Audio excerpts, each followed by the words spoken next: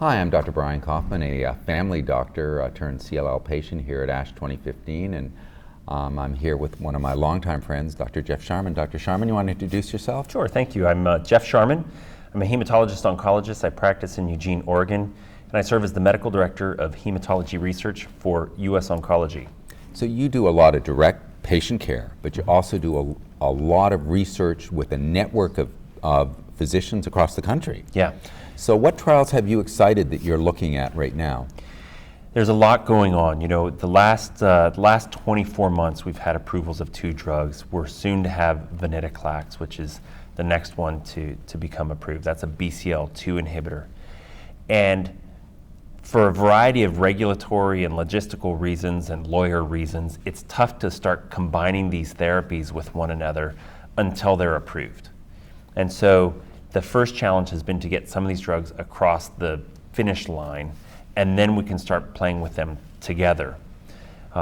Each of the new drugs adds something exciting, and it's oftentimes higher levels of efficacy compared to what we've had before, or lower levels of toxicity. It's non-chemo or so forth. And none of these drugs are completely benign, but many of them are considerably less difficult than the traditional therapies we've had. So as we're now able to start combining these, what I hope, and what I think a lot of people in the field hope, is that we can get to a place where therapy is short duration, highly effective, well tolerated. Well, as a patient, I'd echo that. I love the fact that I'm doing so well on ibrutinib, but the fact that there's no end in sight. Yeah. Yes, the B cell receptor signal inhibitors, ibrutinib, idelalisib, ACP-196, entosplentinib, duvelisib, TG-1202, all these drugs. Oh no, 4059. Yes, thank you. Keep adding, keep going. All of these are, the B cell receptor signal inhibitors are designed for indefinite medication. And you know, if you can get your hands wrapped or your heads wrapped around that's, think of it like a cholesterol medication or think of it like a blood pressure medication, great, you know, it's possible. But many of these drugs have low-level chronic side effects. And because of that, patients' willingness to continue taking them for as long as they may need to take them, not to mention the financial realities. These drugs are uniquely expensive.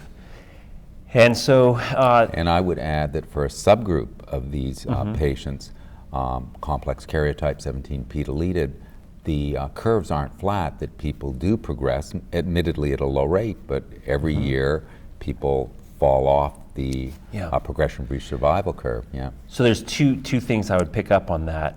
The first is dose adherence. So if you're a patient on ibrutinib and you're in my practice, I really emphasize it is important not to skip dosages, and it's important not to go on reduced dosages, because both of those have been shown to lead to inferior outcomes. But pivoting towards maybe something different you're talking about is high-risk CLL. Right. So define that for us. Yeah. So high-risk CLL is often, it can be defined a variety of ways. One of the more conventional ways of defining high risk is based upon what we call FISH, or fluorescent in situ hybridization. Ultimately, it's a test designed to look at chromosome changes in CLL. And we know that those patients who have loss of part of chromosome 17p or loss of part of chromosome 11q, which are not common in previously untreated patients, might be between those two, 20% of patients, become very common with relapse. Because we've seen interesting data here at this conference of how treatment sort of is like a choke point on these cells, and that what emerges from them is oftentimes more resistant. So we see rates of 17p, 11q, and possibly even TP53 mutations that in aggregate are probably in excess of 50% of patients at relapse. And those patients, though they get better efficacy on ibrutinib than anything that's come previously, they still derive less benefit from ibrutinib than their counterparts who lack those findings. And so there is room to improve. Those curves, as you say, aren't flat. We do see progressions in these patients. And so there are 2 studies that I think are really important. First and foremost, patients have to demand that they get FISH testing done at relapse. providers are not aware of this and they're not doing it. Third line therapy patients, they're getting it 1/3 of the time. Oh my So God. it's not getting tested, and it needs to be tested, and I'm afraid that patients just have to request that this gets done. Well, our motto is smart patients get smart care. I and think so, too. sometimes you have to be smarter than your Sometimes you gotta be- hematologist, and bug them and say, hey, can I get a fish study Well, done? you know, to be fair to the docs, I mean, many docs may only treat 2 to 4 CLL patients a year. That's not an unusual number. And so their attention is not to the minutia Sure, of of this. course. But get fish testing done. And if high risk, I think a very exciting study is a clinical trial in which half of patients get ibrutinib and half of patients get ibrutinib with a CD20 antibody called ublituximab. So that's one of the new third generation, is that a glycoengineered? Exactly. Yeah. It's got a number of improvements over rituximab, we think, and so what we hope to show is that by adding a CD20 antibody to this, that we can improve the outcome for those patients who have high-risk findings. And I think there's compelling early data to think that we may be able to do that. So it's a study where I would choose that for myself in such a circumstance. The other study running in almost exactly the same population is ibrutinib versus ACP-196, which is a new BTK inhibitor that really has some very encouraging early data. It might be too early to know, but the hope and optimism of the people who are paying a large amount of money to do this study is that they can show that it's better. So they clearly have the confidence in their molecule that it could be. So whether that's reduced side effects or improved efficacy or both, that's another compelling study for high-risk relapse refractory patients. I have to say again, from a patient's perspective, that's a gutsy study and the kind of study I like. So instead of comparing your drug to chlorambucil, Yes. yeah, you're comparing your drug to really what is becoming gold a standard standard. of care. And that's a pretty high bar, so it's a very gutsy study. It's a very gutsy study. And you know, from a patient's perspective, what do you lose? You get ibrutinib, you get ACP-196. They're both great treatments. Yes. Yeah. And so that same ACP-196 molecule is being studied in frontline CLL. It's a 3-arm study of single-agent ACP-196 versus ACP-196 in combination with Gazyva. So kind of novel. Right, obinutuzumab, which is another third-generation antibody. Or Gazyva chlorambucil, which is an established standard. Right. And those patients have the opportunity to cross over to ACP-196 if they experience disease progression. So very compelling study for patients who are perhaps older or may not be the young, fit patients.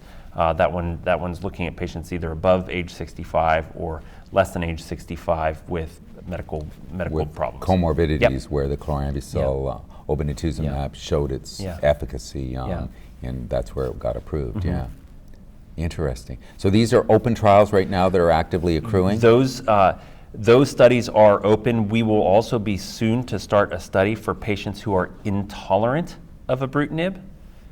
So if people have bruising, bleeding, atrial fibrillation, diarrhea, so all those reasons, they can then go on ACP-196 to see if there's a BTK inhibitor that they might be able to tolerate better. We don't have that study open yet, but we will have that soon. So that would not be for people who progressed on ibrutinib, but would be for people intolerant, who their disease was controlled, at least stable or better, but they joint pains or diarrhea or so forth. Okay. Well, what I'm liking here is these are all incorporate novel agents. They're all exciting, and we're starting to get to the combinations, which is, CLL is a smart disease. We're not going to get there with monotherapy. I just don't see it. And to that point, coming back to some of the venetoclax, which we haven't really talked about, now we're starting to put venetoclax together with BCL2, and we're starting to put venetoclax together with CD20s, I think that if you're a patient who's facing a CLL treatment, I think that your best option will almost undoubtedly be a clinical trial. And so to settle for standard of care, just give me what's on the shelf, doc, I think would be a significant mistake. And the data shows that you have patients with exact same markers, exact same prognostic situation, the one in the clinical trial does better than the one out of the clinical trial, even if they get the same treatment. There's an enormous amount of social support, whether it's increased nursing or so forth, doctors' attention to protocol and so forth. So a patient in a trial is oftentimes going to have a better outcome. It's a real different world than it was maybe 20 years ago when we were doing 5 years ago. In clinical trials. So yeah, you and I are on the same page on that. So these are really exciting.